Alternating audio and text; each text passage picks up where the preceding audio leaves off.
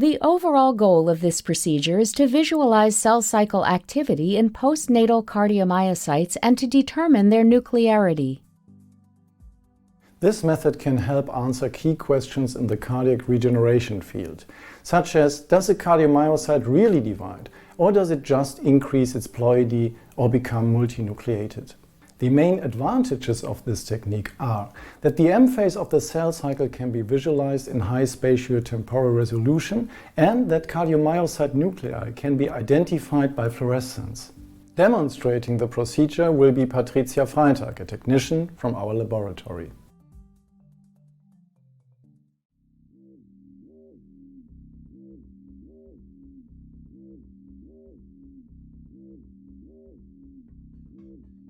If using non-homozygous breeding pairs, first identify the transgenic hearts via fluorescent microscopy to check for their EGFP-anillin and H2B-M-cherry expression.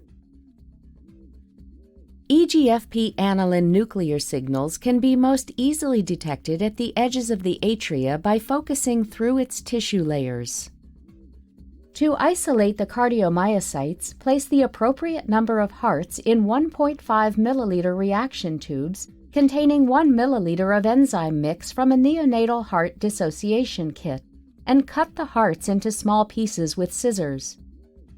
Then transfer the solution into 15 milliliter reaction tubes. Place the tube in an almost horizontal position at 37 degrees Celsius for 15 minutes. Mixing the tissue 5 to 10 times with a 5 milliliter pipette at the end of the incubation.